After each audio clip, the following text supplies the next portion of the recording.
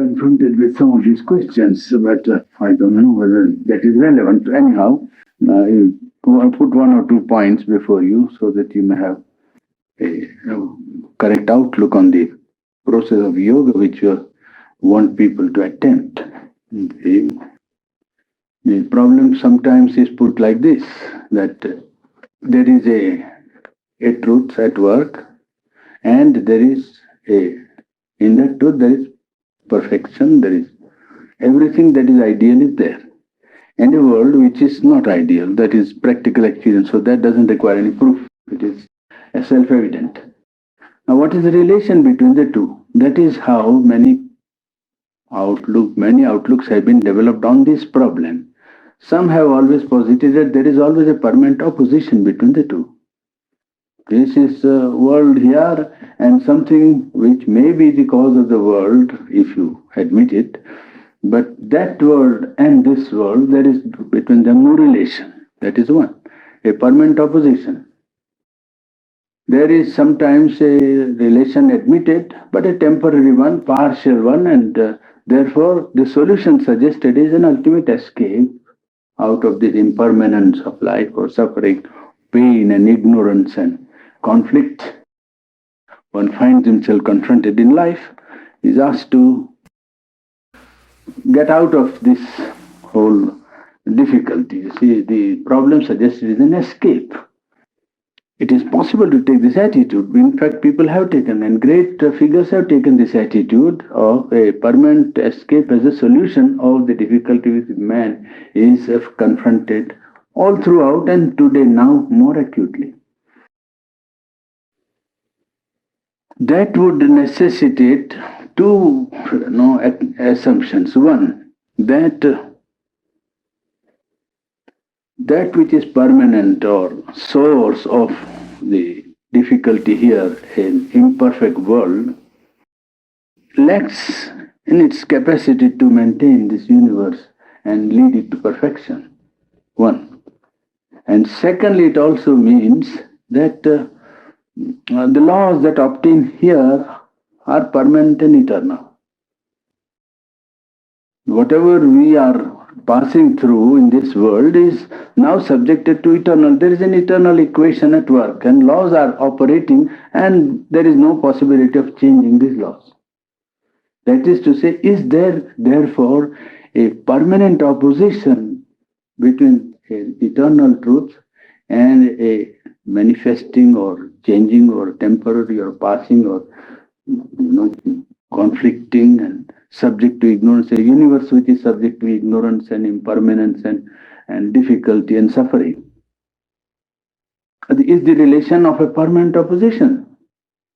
That would be that the world is bound to the laws that obtain now. The laws are permanent. Well, that would be contradictory to all the things that we have been talking about, because we have tried to see the growth of this universe from a fundamental and starting in conscience. And we saw that this inconscience is only apparent inconscience. This apparent inconscience is the repository of all that evolved subsequently during the millenniums that have passed, giving rise gradually, petal by petal, if you like, point by point, or plane by plane, giving rise to a decreasing degree of inconscience or inertia and an increasing degree of consciousness and light. That is what we have seen in the process as we could study with our mind and sense. We have not got into the knowledge of the thing in the sense of knowledge by identity, but we have known it by our mind that it is gradually increasing the area of light, so to say, of consciousness. The decreasing of inertia is taking place, and consciousness is slowly disappearing. And more light is manifesting in the universal manifestation. Therefore, it looks to us that it's an evolutionary universe.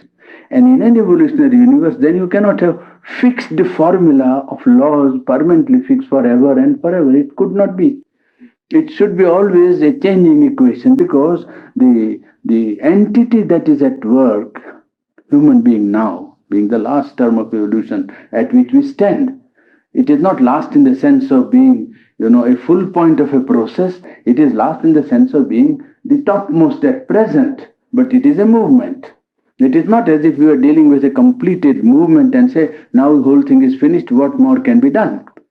You see, man is a transitional being. The process is at work. It is as it were a cauldron was boiling, and we are examining the content of the cauldron that is boiling with our mind. We being ourselves also within the cauldron. Remember, we are not outside the cauldron, but we have capacity which goes outside and looks at it and says, yes. Now, how far has the process come? It is not at all completed. We are being subjected to the process. Then we realize that yes, it is an equation that is changing. If on this side, if x is equal to y, then you say if x is changeable, then the value of y also must change. You cannot permanently say that man now is subject to his body consciousness, his desire, self, or his egoistic movement, or his mental limitation of his mind, and so on. When we admit and see by experience that is so. Well, if that remains fixed, then you can say, well, what happens to him also will remain fixed. But if he changes, then naturally the nature of life, nature of manifestation will change. If the consciousness of man undergoes a change, well, there will be a change in the manifestation of the universe or the world. So that now the character of the world is a character of impermanence, ignorance, conflict, suffering, and so on. But if the consciousness changes, then the manifestation will be of a harmony, peace, a consciousness, light, and there is sort of a symphony which can be seen at work, which is a work of a self-existent love and delight. It is not an impossibility. It may be a distant realization or a goal, but it cannot be logically put down as if it was an impossibility to conceive. Well, the great lights have said like that you see, it is like what you have to do is to put the hook in the ignorance and pull out the individual and throw him into the nirvana, or throw him into the laya of laya moksha. You see, well, that could not have been the solution of the problem. This comes out of our feeling that the opposition which we find in life, in the dualities that we meet in life, its fundamental nature is that of opposition. Now, that is not quite true. With regard to the reality, the relation of the duality is that of a process. Dualities that we find in nature, and we find they are opposed so far as our mind can see. But from the point of view of the reality, the permanent, the eternal that is at work, the dualities are not an opposition. Duality are admitted by the Supreme as a process, by the permanent as a process, a necessity, something that has to be in order to bring out a certain result. So that the relation between the duality is not that of a permanent opposition, but a admission or necessity of a process. Duality is a process necessary for growth in an evolutionary movement of an ignorant consciousness subject to body, to limitation of desire, limitation, action of ego. It must be faced with this opposition in order to go beyond itself. To exceed the present formula, this duality is a necessity of the process. That is how one has to look at the problem of duality. Duality is not to be admitted as a permanent element of universe in which an omnipotence has found itself unable to make any change. That would be the logical consequence. If we admit this as a permanent condition, then an omniscience or omnipotence being at work, it has now found that it is impossible to change a certain condition which it has brought about, which does not seem to be logically correct. The relation of the opposition is that of a process and a necessary movement in order to enable the evolutionary soul or evolutionary movement to release itself into a permanent light or into a truth consciousness.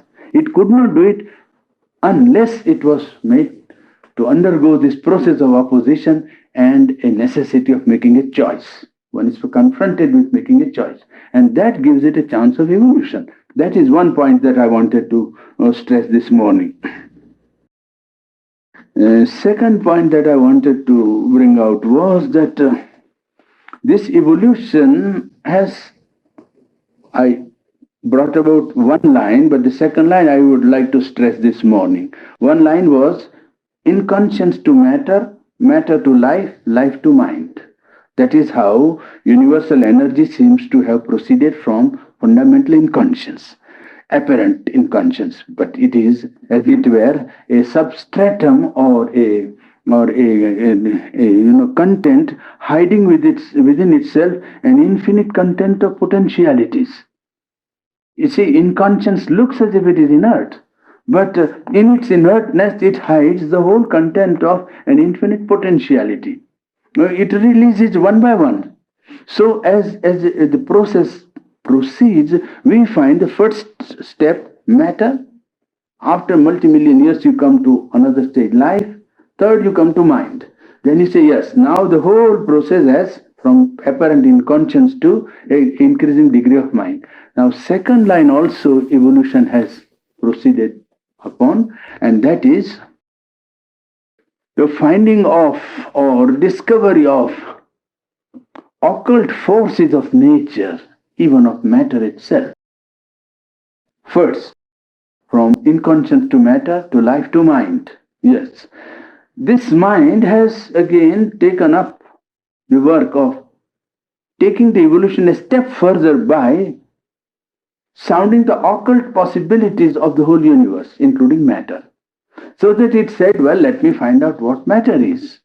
And it has churned matter, so to say, and found infinite possibility or potentialities of matter.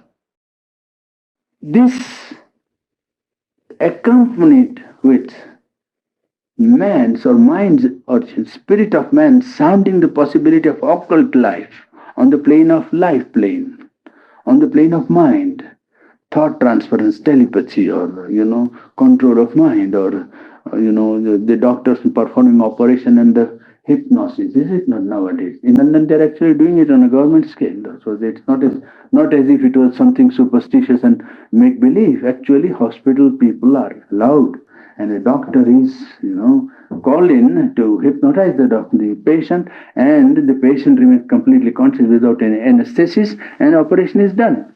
So that sounding the possibilities of nature and the spirit of man. That is also another line of evolution. The cosmic line of evolution has proceeded along three big steps: matter, life, and mind. And this mind has again sounded the possibilities of matter and life and mind on its own level and has come to realize many occult powers. You see, the scientific process itself is an occult process. It is occult in the sense that everybody cannot know it unless you undergo a training. You can say scientific truth is applicable to life, and that way it may be available to all. But the knowledge of it requires, a specialization. You have to go through a process, admit certain assumptions, make experiments, come to conclusions, and it is as it were you are sounding the possibilities of something that was occult. In fact, matter is occult. We don't know what it is even now. As I told you, no scientist knows what is matter or material energy. He deals with the processes, and it is good that he deals with it because he finds out the potentialities that are hidden in what is evolved up till now. So that is the second line. And this discovery of occult powers hidden in the depths of the material inconscience, behind life, apparent movement of life, you see, a projection of will or governance of life by a powerful impulse or willpower, or thought transference or telepathy or hypnotism. Now they are soundings of man's spirit by the mind or spirit of man that has evolved is sounding the potentialities of nature and of the spirit. In this sounding of possibilities and potentialities of the inner substance of what has evolved, matter and life and mind, some cultures have gone deepest and made profound discoveries.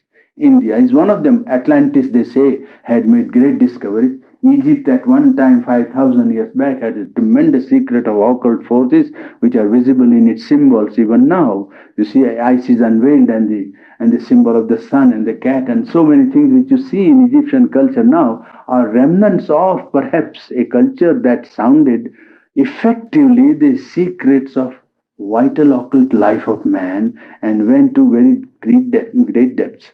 Well, India sounded the potentiality of the human spirit as manifested in the universe. And she came to certain conclusions which are important for man because the possibilities of the spirit are the highest and the most important discovery for man's future growth. But what is at work? Well, not only life. What is at work? Not only mind. What is at work? Not only matter.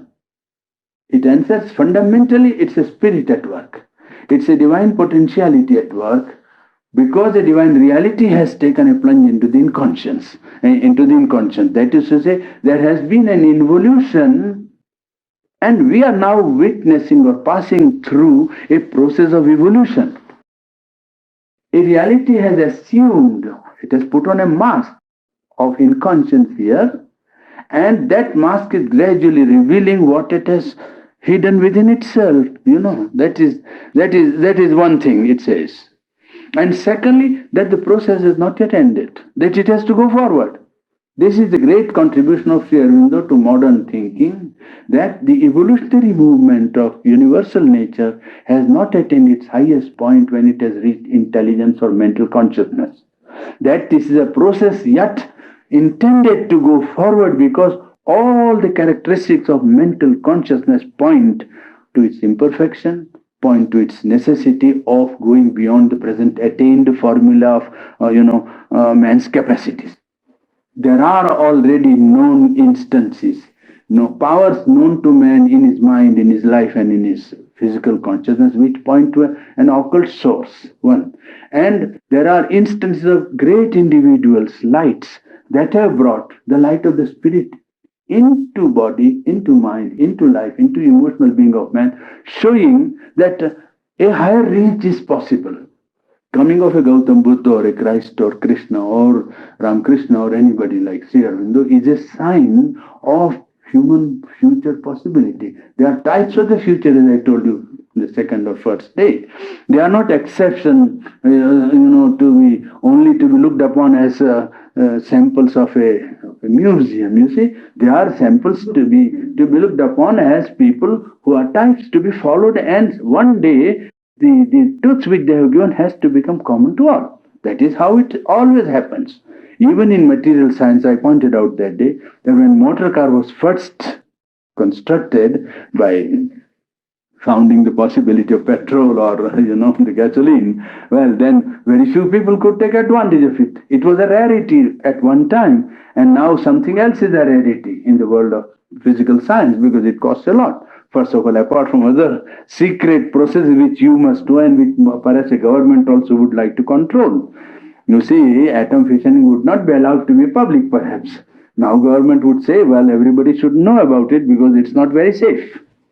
The same thing yogis one day said that this knowledge should not be given to the ignorant and unprepared because they will misuse this knowledge. You see, there is a parallelism, as I pointed out only two evenings back.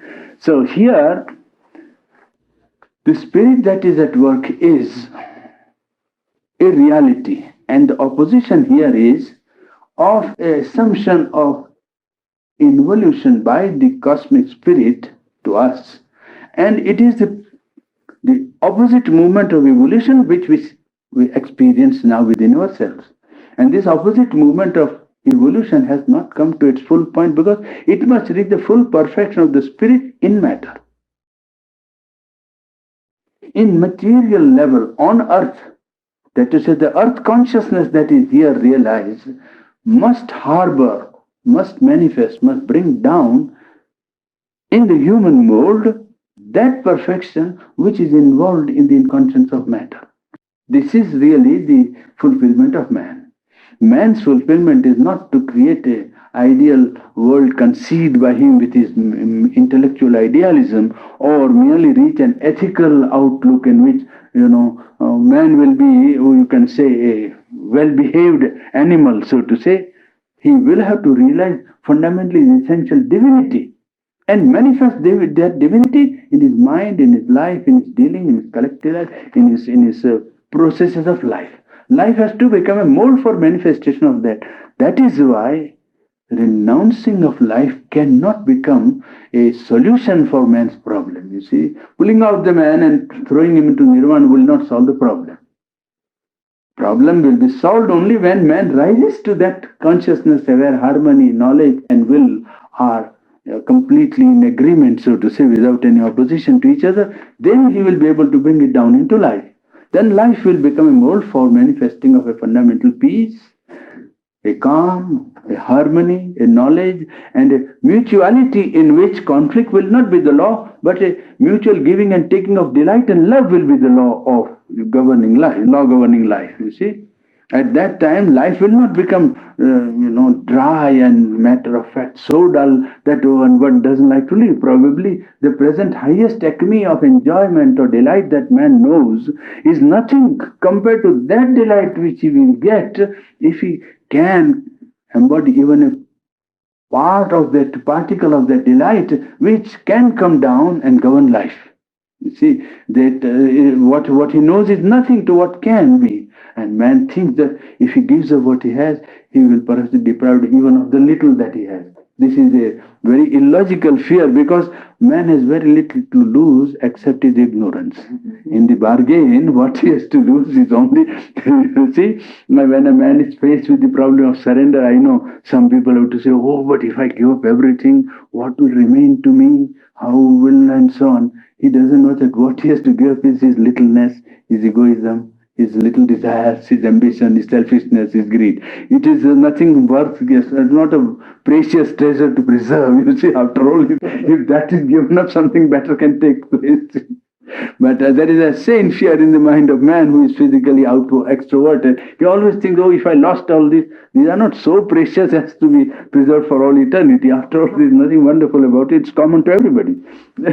You see, and what is it there? What is there to make us feel as if it was something for which we should fight to the last ditch? After all, it's something that can be very easily given up. If a wider consciousness, a purer state of consciousness can be even attempted, I say. Well, if somebody great light like Shavanu gives a certainty, it's quite another matter. But even if certainty is not given, we can take a experimental leap ourselves. After all, what do we stand to lose except the littleness of man, you see? Well, the modern culture has sounded this possibility of nature and come to great conclusion. And that the difficulty has been created by the complication which modern life subjects us all to this complication. It has a strong tendency toward materialism, denial of any higher truth, that is one. Secondly, it has created a intellect which is all the time extrovert, all the time going out, all the time going out. And thirdly, it creates all the time centering itself on life, you see. I'm roughly giving you the characteristic of our culture today everywhere. It's not only here. Don't think that it's only in America. It's all over the world. All over the world, the steamroller is simply rolling. You see, steamroller is crushing everything out. There is that tendency to whether what is the use of anything. You see, a tendency to materialism and agnosticism, a sort of all the time extrovert outlook, all the time looking out. And thirdly, it is a tendency in which whole attention is tended to life, as if there was no greater element in man's constitution than his vital being, his life force. Man is an intellect, man is a conscience, man is a spirit. All that is put into the background. How to satisfy life, how to make life more comfortable, more complex, how to supply more, means of comfort and make life. Is it a pampering of life all the time, so to say? It comes to that practically. Now, this is a disadvantage, and this is a shortcoming which makes emergence of anything higher very difficult. One great defect of this is we are glad that it adds to man's comfort or makes life more comfortable or removes poverty and ignorance and evil and difficulties of life and sickness and so on. It's quite good. But the great difficulty it creates is that it makes the emergence of any spiritual element more difficult. People are prone not to accept any higher truth because, oh, well, this is quite enough. It is too late when they discover it is not enough. The discovery is made by many people, I mean by thousands. But when they discover there is no remedy out of it, you see, the culture has not kept values alive in society and collective life. Higher values should be always kept alive. and put higher than material values, because then only the man will look up to those things as practicable, as desirable, as necessary for life. As food is necessary, one must think honesty is necessary. Rising to a higher consciousness is necessary. He should feel. Well, the culture, the mold of cultures now created is such that man doesn't feel. On the contrary, he feels what's the use.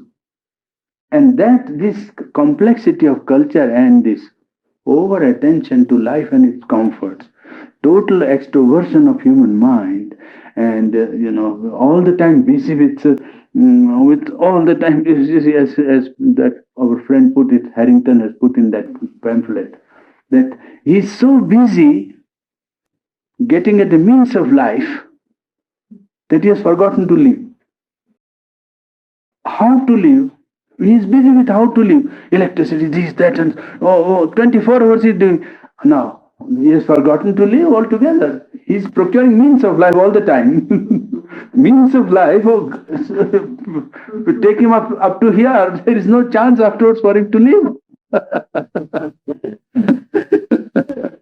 This difficulty, that it creates a great bar to the awakening of man to his highest possibilities, to his higher life, to his spirit.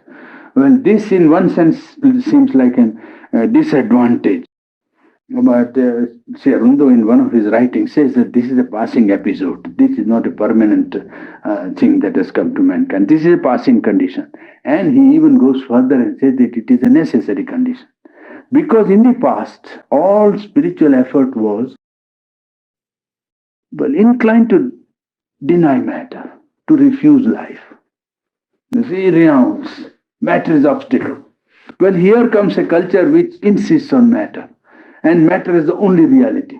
So spirituality will have now to take count of matter as a necessary term for its working upon matter. It will have to admit matter as a necessary element in its perfection. This is in one sense a contribution, even by opposition, of the modern culture to spiritual life, that it brings into prominence the importance of matter and of life, both. The whole culture is centered around life. So any spiritual effort that wants to be available to man or to raise man will have to take count of life. It insists on matter, so that any spirituality that now comes on the field will have to contend with matter as a reality, which it is. Matter will have to be taken up into a scheme of perfection, so that body, the material life of man, will have to be admitted as fields in which a possible perfection or spiritual perfection can manifest itself. Matter is not to be denied. Matter is not to be, renounced. Matter is to be admitted and transformed. Well, there, the transformation of material life of man, or transformation of the vital life of man, have been, so to say, brought prominently into the problem of spiritual attainment of man. This is one great advantage and contribution which this culture, with all its shortcomings, has made to spiritual growth. Because there is a truth of material existence, you cannot deny, because matter is, after all, a term of the spirit. It's a form of the spirit, you can say. It's a mold of the spirit, it's a mask of the spirit, but it is spirit with a negative sign. It is as it were an indivisible, reality was at work. The one end of it appeared like spirit. At the other end, when you look at it, it appears like matter or thin conscience. You see, idea generally is that here is matter, here is spirit. It is in fact an indivisible reality. One end of it appears to human mind as spirit. The other end of it appears to the human mind as matter. But really speaking, it's an indivisible reality with a hierarchy of planes, hierarchy of different vibrations, creating different worlds at work. It is not as it were it was absolutely one unconnected with the other. It is not as if two worlds were in opposition, and the only solution was to escape from one to the other, deny the one, or mount or ascend into the other, and refuse to do anything with one of them. That is not the solution. Now, by science, it has only, you see, the difficulty in the process of man trying to sound the possibility in occult powers of matter or life or of mind is that he does it with his desire, soul, and with his ambition. People go into science with an ambition. You see, they try to use occult powers as profession. Now that, because there brings in the human egoistic element into play, and whatever great discoveries are made are subjected to a falsification subsequently. The discovery has nothing wrong in it, but the utility or utilization of it becomes falsified because man tries to use it in his rajasic way, as I told you the other day, by subject to his desire and his ambition, and makes it a profession out of it and makes a career or something. It is the sounding of possibilities of nature is not something fundamentally bad. It is necessary for increase of the field of knowledge of man. Now, one point on which I want to bring your attention is that all this, when it is thought about, everyone thinks how to deal with this problem, what to do. This culture is there, this extroversion is there, utilization of matter and increase in the centricity of life and economy is there. What is to be done? Well, the first remedy which Rundu suggests is that this is a process of growth from within outwards. Therefore, the remedy is inside and not outside. No outer movement will be able to change the structure to what it should be. No law, no social legislation, no political legislation, no public institution or constitution merely will bring about this change, because all that will be driving from outside in, and that will not create what is required inside. So the process is from inside out. And it will not be as it were the whole of mankind will be covered by this. One is disappointed very often in this solution when he says that all must do. Oh, everybody is not doing. This is the wrong thing. This is a false outlook. The real work to be attempted is inside out. And when one has attempted, you see, if you look at it even in a more general way, it is a far more fundamental problem than we normally are accustomed to think about it. What is the supramental yoga or integral yoga trying to do? Trying to bring in a new element in evolution, is it not? Really speaking, trying to change the whole life into working off a new element in evolution. It would be as it were if the animal kingdom was to change into the mental or human kingdom, how much revolutionary change would be necessary. So if you see, if the man looks back upon now on the animal and sees how far it is behind him, though animal is intelligent and all all the elements of man's perfection are there perhaps inside in his mind, but they are not developed. And as somebody put it, that if you tell a monkey that out of this species Einstein can flower forth, he would refuse to believe that possibility. He would say no, by no means. You see, this is so far removed. Well, what we are trying to do is a world of ignorance, suffering, conflict, evil, difficulties, dualities, and an original, dynamic, divine reality at work. We are trying to bring into dynamic operation that original, divine, dynamic truth consciousness. We are banking upon bringing into life the highest divine dynamics. We don't depend upon our effort entirely, you see. And in that you cannot say everybody will. No, it is a process in which the whole cosmic ignorance will be made to face the supreme power of truth for which we only will have aspiration, rejection and surrender. You understand? We are not doing it. This is a very deep and profound process, not to be attempted on mass scale first.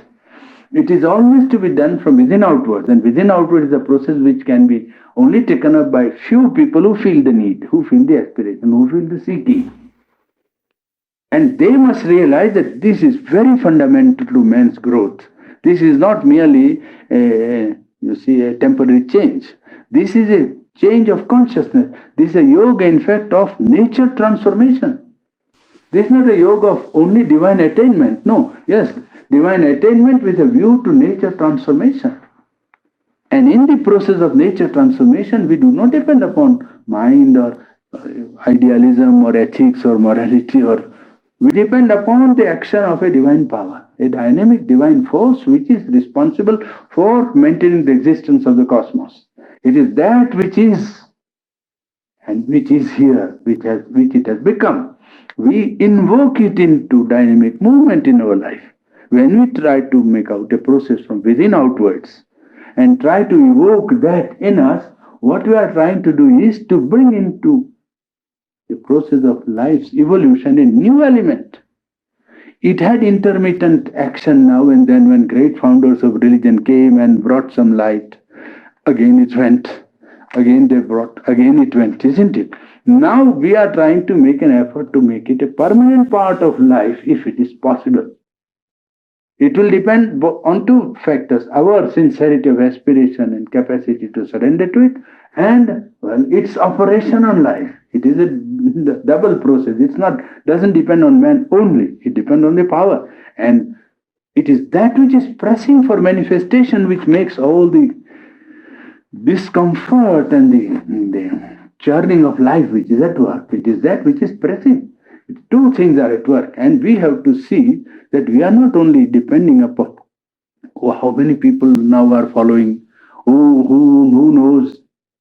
That is not the way to look at this problem. Look at this problem in its ultimate dimensions. Then you see that it is not a question of one man doing one thing or one man attaining a truth. It's a question of changing the whole process of universal nature which has gone up till now. And it is possible and conceivable because a dynamic divine reality is at work and can be made dynamic and active in our lives. It is on active faith in this reality that the whole nature changing yoga is founded. It is evolutionary yoga in that sense. Evolutionary in the sense that it accepts the evolution up till now and posits the possibility of going beyond evolution attained in the future by bringing into active movement in life a greater truth than mind, greater truth than human intelligence. Now we are banking upon, therefore, a supreme power which is at work. A next plane of consciousness, truth consciousness, which wants to manifest here. A consciousness full of harmony, which wants to manifest here. A consciousness in which peace is self-existent, it is that which wants to manifest here. And that makes us aspire for peace and want peace here. You see, it is as it were, peace was trying to press and come down into life.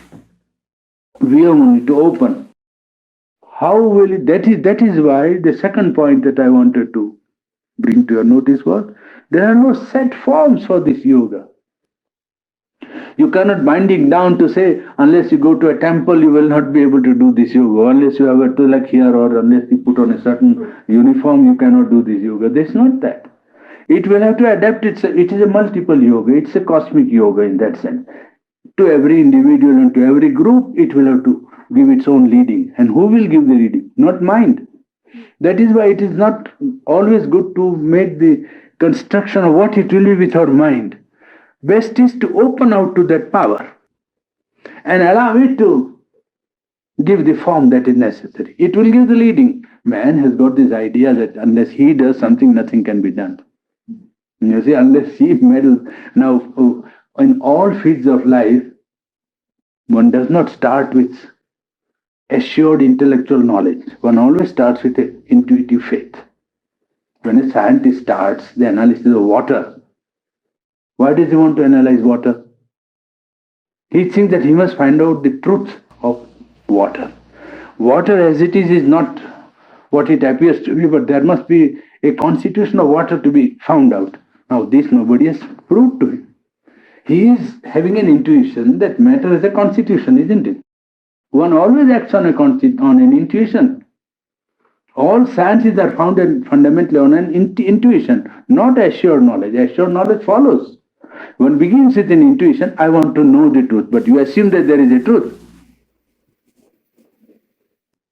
Your truth is not given, it's a thing that rises within, isn't it? After all, one works with an intuition. Well, here this process of acceptance of this truth and leaving the working out of the form to the leading of a higher power would give a plastic form, would not give a rigid mental mind is always, something that wants to make a very rigid rule. It is what is called regimentation is the law with mind. Everybody must be like that, you see. That is why communism fails, you see, with some truth which is behind it, but it always fails because it is regimentation. Everybody must, and then everybody does not. Somehow or other, everybody is so made that he doesn't enjoy being regimented. And the society, oh, if it is to be perfect, it must be like this. Well, society says it can't be like that. Each is an individual seeking fulfillment. How is regimentation possible? Mind gives a form which is very rigid and plastic, whereas here the leading requires all forms of life will have to be admitted into the working of this higher power. And then forms will go on differing, changing, necessity will be changing, and every time some new thing will be rising. Some will be sitting only for meditation for some time, another man will be only working for all the time, a third man will be doing only art, a fourth man will be doing some scientific work or running a factory on the basis of this working.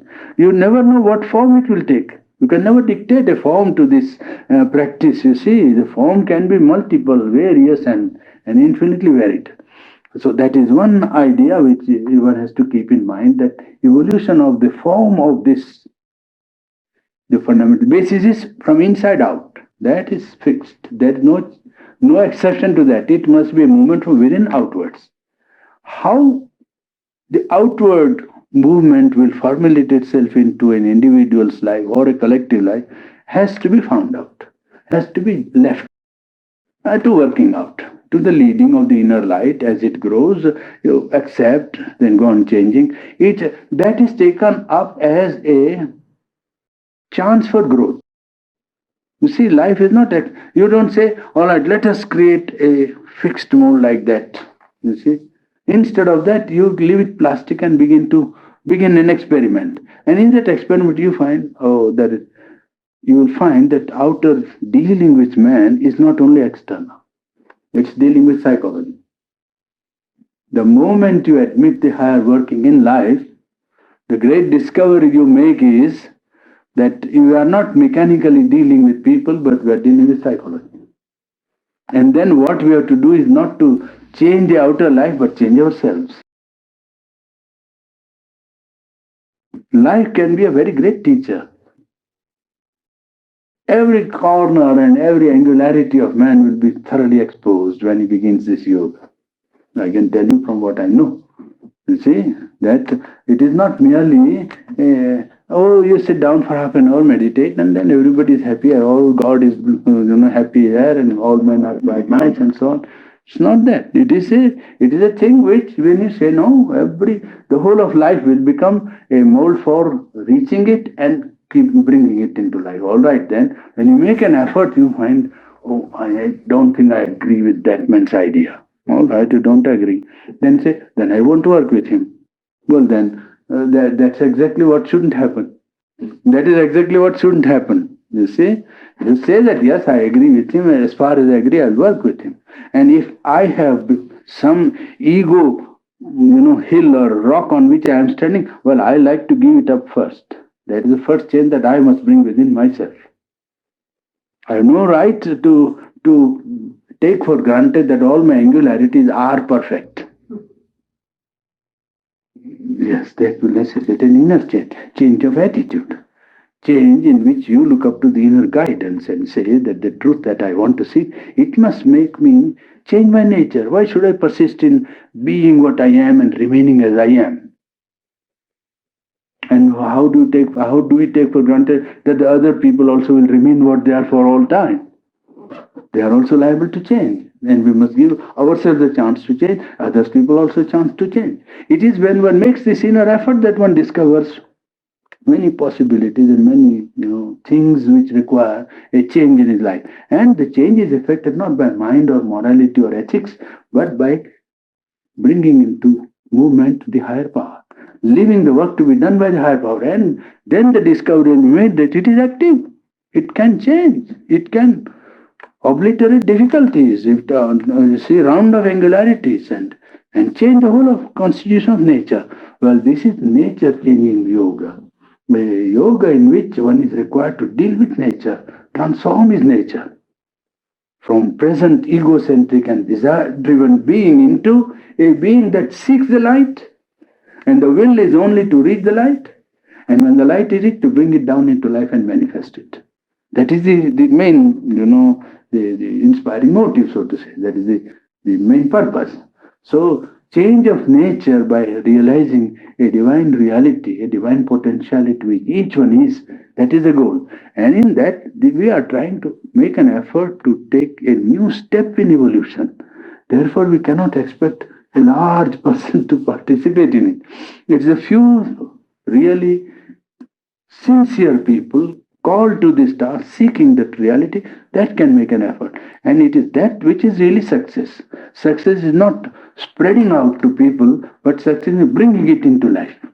Success is not all people saying, yes, it is good, yes, it is nice, it is correct, it is logical, it is rational.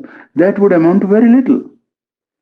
That would only make an atmosphere possible for it, really speaking. What does an intellectual man succeed in doing? Making out a prima facie case for some truth. He says this is possible, and how the logic of it he gives. That's all, but it doesn't change life.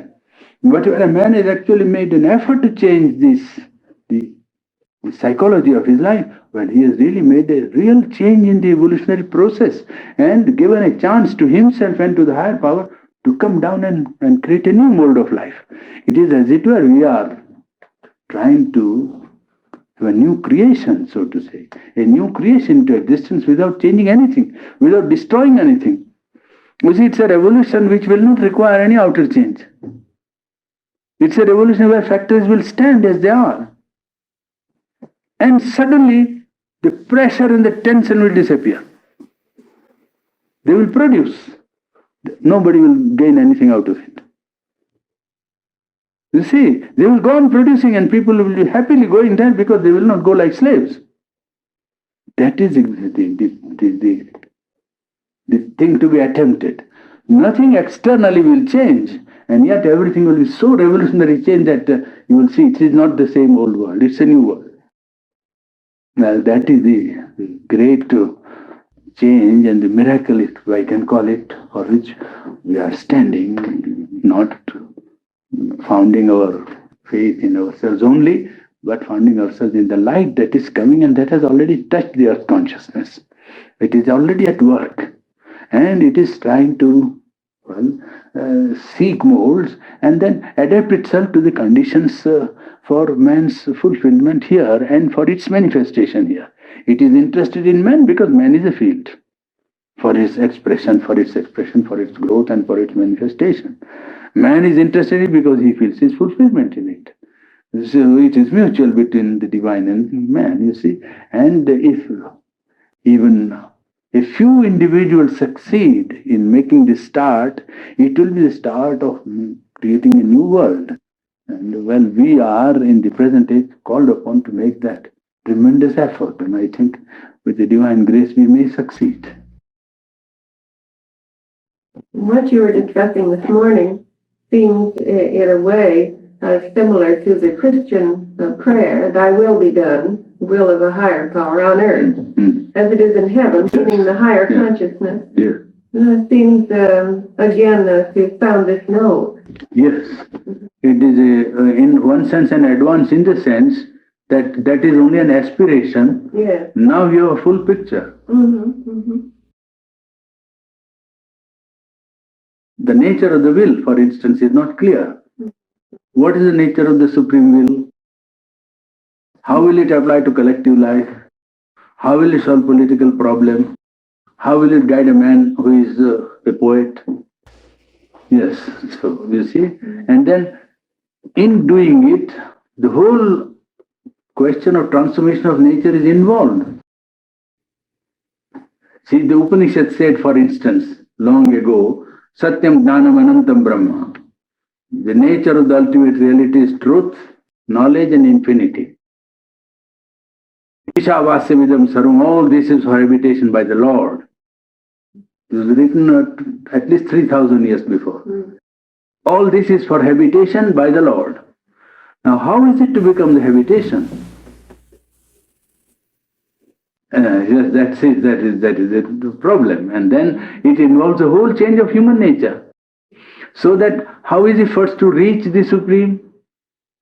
It will bring in the idea of the nature of the Supreme Consciousness. Lord, for instance, when you say Lord, do you imply a static being or a dynamic being? Do you imply an impersonality or a state of consciousness only? You see?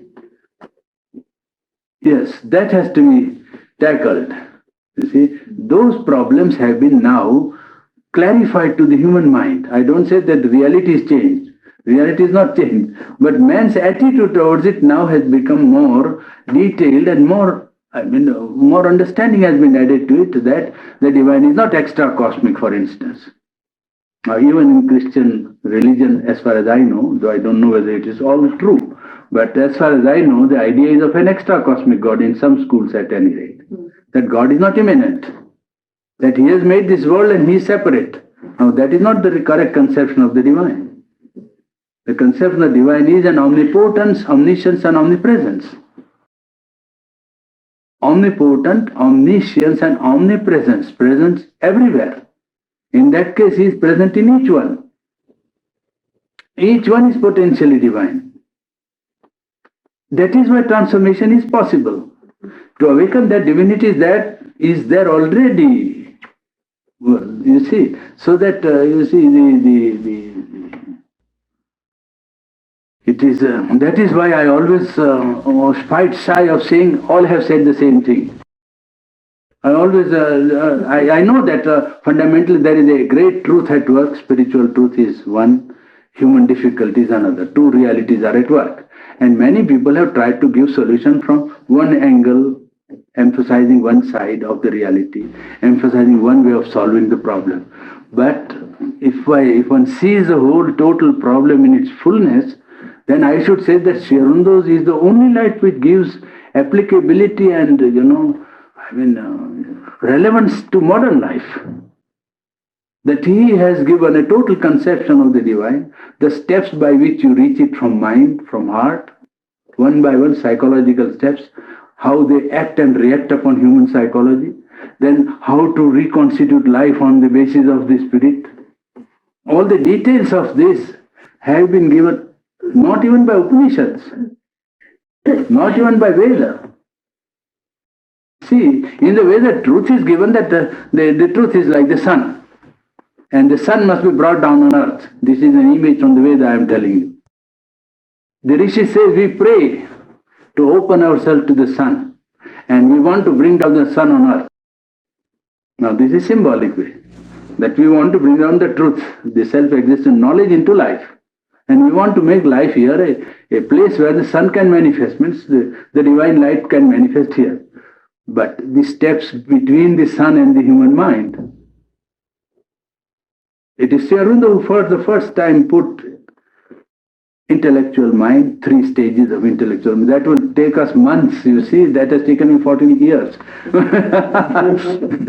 You see, the mind itself has got a material mind which is only subject to brain, then a practical mind, pragmatic mind, idealistic mind, and pure reasoning mind.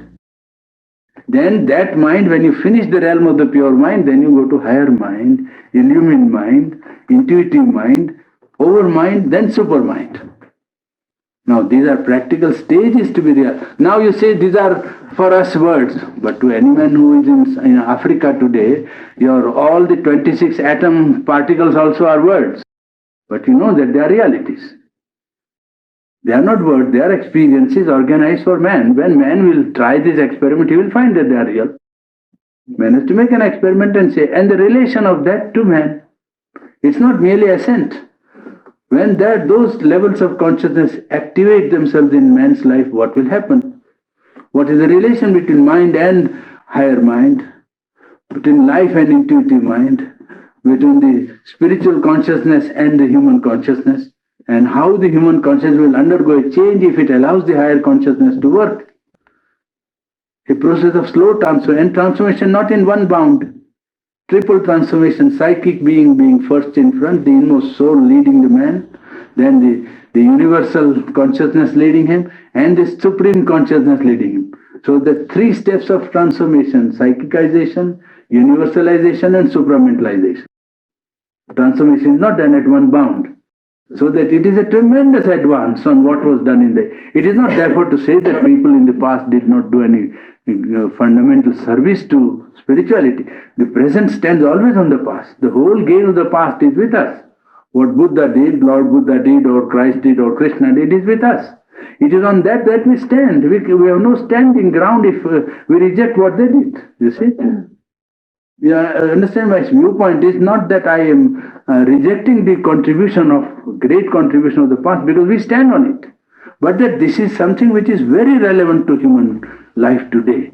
To apply it to life today, why should we not take advantage of something which can be at once immediately useful for us, you see? Rather than try to bring something in which there are so many questions which are not even existent. The complexity of social life was not present at the time of Gautam Buddha or Veda or Christianity. When Christianity, the complexity of life was not there. So all those things have been a special contribution of Sri Aurobindo, and therefore, personally, I believe that to the modern life, his outlook and his solution are the most relevant solution of man if he wants to try spirituality. He won't be able to try other things. He can do it as an individual effort. Anybody is free. In India, hundreds of people are orthodox and they have some attainment and they do something. But it does not solve the problem fundamentally. Their life is not changed. That I will say anytime. They are religious people. Their life does not change. Life is that what it is. And obstinately what it is. Subject to desire and ego and nothing else. That, you see, and unless that goes, the crux of the matter is not tackled. Unless that is tackled somewhere, we are not, come to grips with the problem. And this experiment has been tried. Yes, I wouldn't have dared to talk about it, but somebody having tried it at some place in Pondicherry, I wouldn't even concede it possible, I tell you frankly. Alone, I wouldn't have thought that this could be done. I wouldn't dream of thinking, because it's tremendous. It is, you see, trying to solve the whole problem of human ignorance and then bringing in a possible transformation in life. That unless some small model is put, you wouldn't even think of talking. People would say that it's all good ideal, but where? But here some sample and some small unit is there where you can see, yes, experimental unit is there. You try and see whether it is working. It is working. It's not perfect, but it is working. So it could be done. You see, what you do when you do something new, bring a new vision of life or new way of life is not merely to preach it and say it is to be, a model has to be created. A small model, simple. And you say it like this. There, you see, you go, we are only 11 when we began the yoga.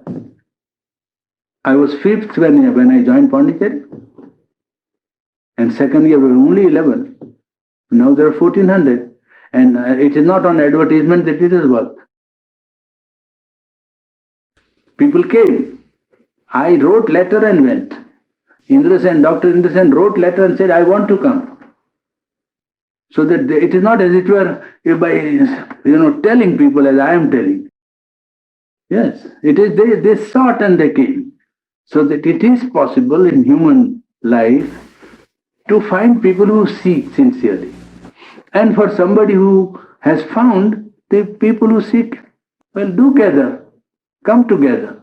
And if they come together, then the problem is how to continue the pursuit of the ideal together. Pursue the ideal individually is possible, but can't do it together means solve each one's problem, you see. Together is not a walk on a in a macadamized road. It is a difficult task. Think only a higher power. Yeah, that's it.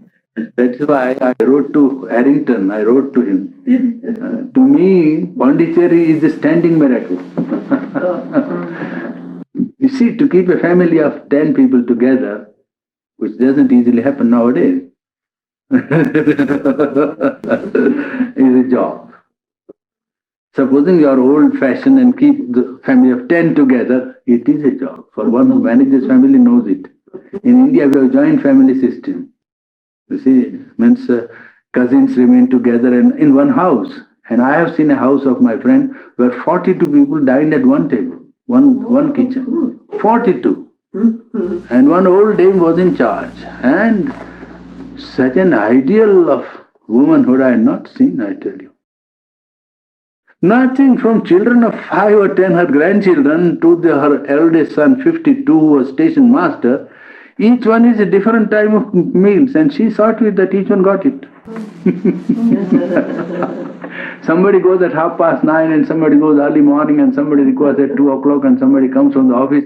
She is sitting quiet, sitting in the worship house from 4 to 6, she does her worship. Then she sits in one place and says, so and so, has he not taken his meals? What has happened to him? Why he's not come? Why she is not come? Quite a different system. 42 people. Now that is so difficult. Now that is broken. She's gone and the house is not there. So that one that kept the whole thing together. After she went, well, it couldn't hold together. Well, somebody holds it together. But to keep 1,400 people together, it's not human. That's all I can say. All I can say is not human. I wrote to Harrington. I've written to him. Yes. To me, it's a standing miracle.